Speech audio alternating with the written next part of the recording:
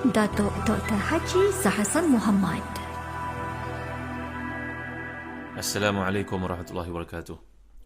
Innal hamdalillah nahmaduhu wa nasta'inuhu wa nastahdihi wa nastaghfiruh wa natubu ilayhi wa natawakkalu alayhi wa na'udzu billahi min shururi anfusina wa sayyiati a'malina may yahdihillahu fala mudilla lahu wa may yudlil fala hadiya lahu. Allahumma salli wa sallim wa barik ala Muhammad wa ala ali Muhammad kama sallaita wa sallamta wa barakta ala Ibrahim wa ala ali Ibrahim fil alamin innaka Hamidum Majid. Amma ba'd.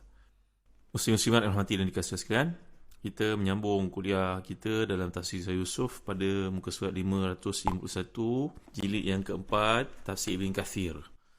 Bagi mereka yang telah memiliki tafsir Ibn Kathir, tolong buka pada jilid yang keempat, muka surat 551, ayat yang ke-11 dan 12 untuk kita renungi pada waktu ini.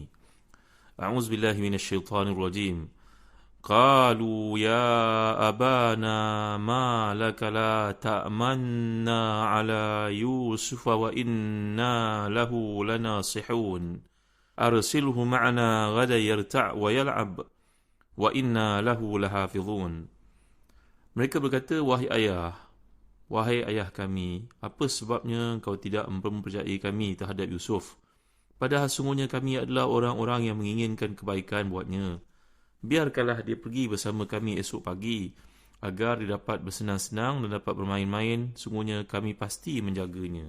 Para pendengar yang hati dan kasih sekalian, kat sini kita belajar dalam perkara tajwid, bahawa yang berlaku di sini dipanggil sebagai ishmam ataupun raum, dan juga ikhtilas. Bacaan yang digunakan, yang kita pelajari, iaitu la ta'manna. Di sini asalnya la ta'manuna, tetapi la ni bukan la nahi, dia merupakan la nafi. Jadi apa yang digunakan sini, mengapalah ya tidak merasa senang dengan kami, bukan begitu maksudnya. Jadi dia sudut bahasa Arab, kalau manuna la ta'manuna, itu dia sudut bahasa Arab ada thiqal.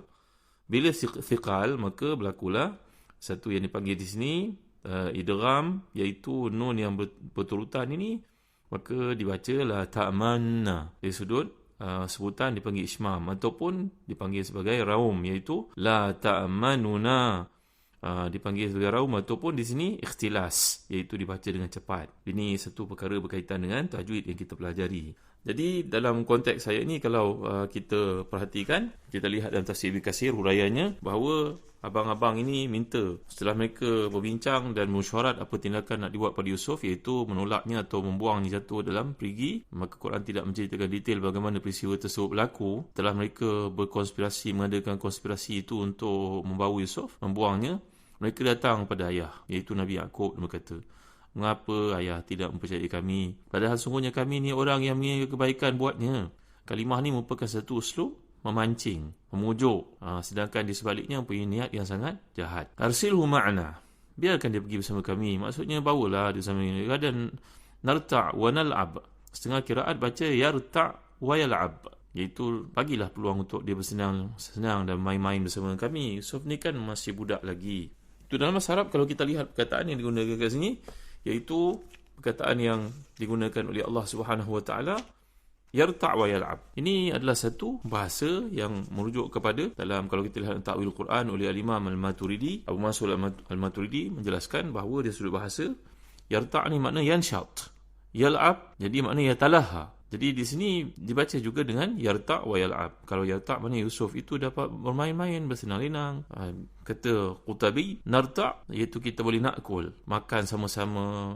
Mungkin setengah para mufassirin, ahli tafsir menyatakan bahawa mungkin Nabi Yusuf ni ketika kecilnya susah nak makan. Jadi diperhatikan oleh abang-abangnya, marilah nanti kita pergi, nanti dia enjoy lah sikit, dia bolehlah menikmati suasana dekat luar. Adalah kelainan, tak adalah sama je macam kat rumah. Jadi perkataan yang digunakan ke sini, narta', mungkin juga bermaksud nataharas, iaitu perkataan ra'i. Kalau bahasa Arab sebut perkataan ra'akallah, semoga Allah menjaga engkau, hafizakallah. Jadi kalau itu yang dimaksudkan yarta' wa yal'ab ataupun narta' wa nal'ab, kat sini menunjuk kami salinglah menjaga satu sama lain, ataupun kita sama-sama lah jaga, jangan risaulah. Ini yang dimaksudkan dengan kita berlumba-lumba, nanti kita berseronok main-main. Zahabna nastabiq wa tarakna Yusufa inda mata'ina. Nanti kita akan lihat cerita berikutnya bila perkara itu telah berlaku, apa jawapan mereka, penjelasan mereka kepada si ayah. Perkataan dimaksudkan Al-la'ib ini merujuk kepada permainan. Permainan ni adalah satu benda yang diharuskan, terutamanya bila dia mendatangkan kesegaran. Kalau permainan yang bersifat judi itu diharamkan dalam Islam,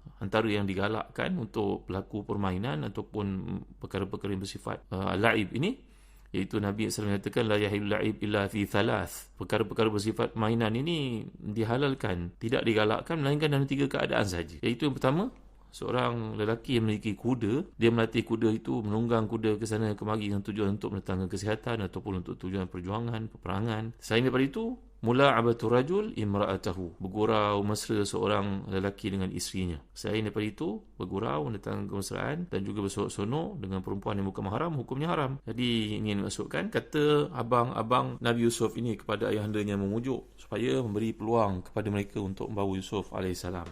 Jadi, masing-masing orang hati dan dikasih sekalian, bila kita melihat dalam konteks ayat ini, mereka yal'ab, ada satu perkara yang bersifat aktiviti, menggembirakan untuk menghilangkan rasa jemu yang digunakan untuk mendatangkan satu kesegaran, kekuatan. Jadi bermain juga kadang-kadang merupakan satu cara untuk anak-anak belajar. Kerana itu agama tidaklah melarang seperti yang disebutkan tadi, kecuali jika permainan itu mengakibatkan terlupanya satu perkara yang wajib dalam hidup. Kemudian bila ayah ini berkata dalam ayat yang ke-13, a'udzubillahi minasyaitonirrajim, qala inni la yahzununi an tadhhabu bihi wa akhafu ay ya'kulahu dhi'b wa antum anhu ghafilun.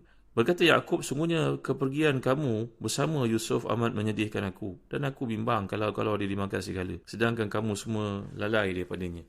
Dalam kuliah lalu saya terang kepada tuan-tuan tentang latar belakang kehidupan Nabi Yaqub ini, bahawa mengikut tafsir Samarqandi, Al-Imam Samarqandi dan tafsirnya bernama Bahrul Ulum itu mengatakan bahawa Nabi Yaqub ini pada zaman mudanya beliau mencintai anak kepada pakciknya. Nama perempuan itu, nama gadis itu Rahil. Maka dia pun telah mengambil tanggungjawab untuk bekerja dengan pakciknya itu dengan harapan dapat berkahwin dengan Rahil. Maka Yaqub ini pada zaman mudanya telah minta kepada pakciknya itu untuk berkahwin dengan Rahil. Maka pakcik ni kata, boleh, dengan syarat engkau bekerja bersama aku menjaga ternakan ini, haiwan ini selama 7 tahun. Ini cerita yang sampai kepada kita daripada Israeliat dan tuan-tuan, seperti disebut oleh Imam Abu Mulai Samarqandi dalam tafsirnya. Maka bila habis tempoh 7 tahun yang dijanjikan itu, tiba-tiba pakciknya itu mengahwinkan, mengatakan kepada Yaqub alaihissalam, engkau boleh berkahwin tapi dengan puteri aku yang bernama Lia ataupun Laya ini, atau setengah dia mengatakan Lawah namanya dalam bahasa Ibrani. Maka terkejutlah Nabi Yaqub dalam kisah Israeliat yang sampai kepada kita itu. Dia mengatakan pada pakciknya, bagaimana pakcik nak kahwin kasih dengan Laya ataupun Lawah ini ataupun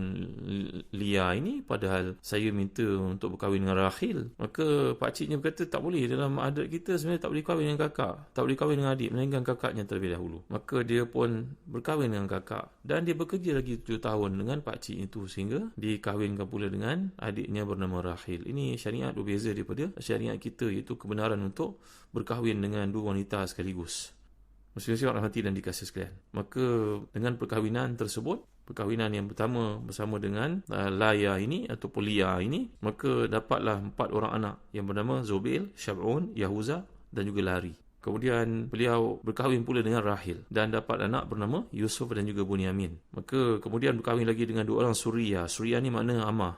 2 orang daripada hamba saya bernama Zulfa dan juga Bulha, dan dikurniakan anak lain lagi 4 orang. Maka jumlah semuanya seperti yang telah kita bincangkan, samai 12 orang itu. 4 campur 2 campur 4 campur, seperti digambarkan sini, 4 daripada isteri yang pertama bernama Laya, 2 daripada isteri yang bernama Rahil, kemudian mendapat 6 orang lagi daripada 2 orang hamba saya, maka jumlah keseluruhannya merupakan 12. Para pendengar dalam hati dan dikasih sekalian, jadi mendengar pujukan anak-anak yang berjumlah 10 orang ni, abang-abang Nabi Yusuf, maka ayahnya pun berkata, rupanya jawapan yang Yaqub berikan ini menambah lagi rasa kecemburuan dalam hati mereka. Dia berkata, aku bukan tidak mempercayai kamu, tapi sungguhnya kepergian kamu bersama dia dengan Yusuf ini pasti menyedihkan aku.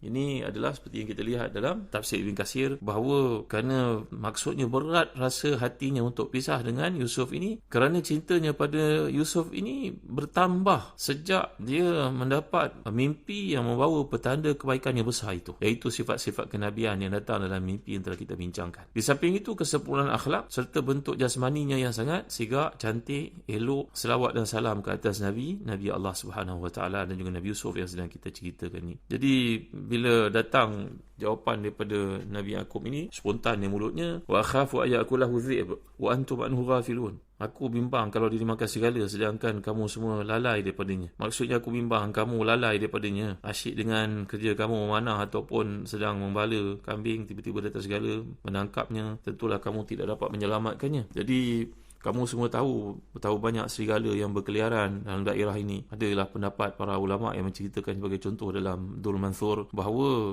dalam kes ini, bahawa Nabi Yaqub ni secara tak sengaja dengan kata-katanya itu, dia mendorong anak-anak itu untuk mencari hilah dan berbohong terhadapnya kelak. Jadi dia lah yang mengatakan kepada abang-abang Yusuf itu, anak-anaknya sendiri, bahawa nanti serigala akan makan, sedangkan serigala nak makan seorang manusia bukan kerja mudah. Dia merupakan binatang yang datang dalam kelompok, dalam satu kumpulan, dan tentulah dia tidak makan begitu. Dia akan menyerang terlebih dahulu, menggigit sebagai contohnya, dan dia tidak sebesar harimau yang boleh mematahkan tengkuk. Ini perkara-perkara yang timbul disebut oleh para ulama tafsir dalam kaitan terhadap peristiwa ini. Dalam satu riwayat dikemukakan oleh Imam Suyuti dalam Durrul Mansur, ditemui bahawa Nabi SAW bersabda, janganlah mengajar seseorang itu berbohong, kerana dalam konteks ini agaknya anak-anak Nabi Yaqub tidak mengetahui bahawa serigala dapat makan orang. Tapi bila si ayah, iaitu Yaqub AS, berkata perkara tersebut kepada mereka, maka mereka tangkap dan menjadikan ia asas untuk berbohong kepada ayah itu kelak nanti dalam bahagian berikut yang akan kita bincangkan. Jadi sebenarnya saudara-saudara Nabi Yusuf ini, abang-abangnya tidak menyanggah. Barangkali dah beberapa kali mereka minta si ayah untuk bawa adik mereka Yusuf, tapi ditolak. Kerana itu dalam redaksi ayat ni kita dapat lihat seolah merupakan satu pujukan yang berikutnya, permintaan yang selanjutnya, supaya melepaskan Yusuf bermain-main ikut mereka dalam perjalanan itu. Jadi setiap kali diminta, setiap kali bertambah cemburu. Nampaknya level cemburu mereka itu meningkat dengan sebab ayah sentiasa memberi alasan tidak membenarkan. Jadi di sini kata Imam Tahir Ibn Ashur dan tafsirnya Tahrir Tanwir, bahawa sebenarnya kalau kita kaji dalam ayat ni beberapa kali disebut perkataan Zi'ib, iaitu serigala. Mungkin serigala yang hidup dekat daerah negara di bahagian Palestin, di bahagian Jordan, di bahagian ini, yang merupakan serigala yang ganas, macam juga spesies serigala yang datang daripada wilayah Rusia. Wallahualam. Imam Tahir Ibn Ashur ni selalu mengemukakan pandangan luar kotak berdasarkan mungkin kajian-kajiannya. Dari sudut lain, tulis Imam Ibn Ashur lagi, orang-orang Arab pun dapat bahawa serigala ni bila diganggu dia akan menyerang manusia, mencederakannya, tapi tak makan lah. Dia mungkin menyebabkan manusia itu dalam keadaan cedera parah. Selanjutnya begitulah, bila serigala ni melihat darah musuh yang diserangnya itu, maka dia bertambah ganas, macamlah ikan jerung dalam lautan bau darah, maka dia menjadi lebih ganas. Tapi ada juga pendapat kalangan para ahli tafsir mengatakan bahawa mungkin serigala ini maksudkan itu adalah sikap abang-abang Nabi Yusuf sendiri. Ini merupakan satu metafora, satu analogi, satu majas yang digunakan. Mungkinkah begitu? InsyaAllah kita akan lihat dalam kuliah berikutnya. Wallahu a'lam wa sallallahu ala sayyidina Muhammad wa ala alihi wa sahbihi wa baraka wa sallam walhamdulillahi rabbil alamin. Wabarakallahu fikum. Wassalamualaikum warahmatullahi wabarakatuh.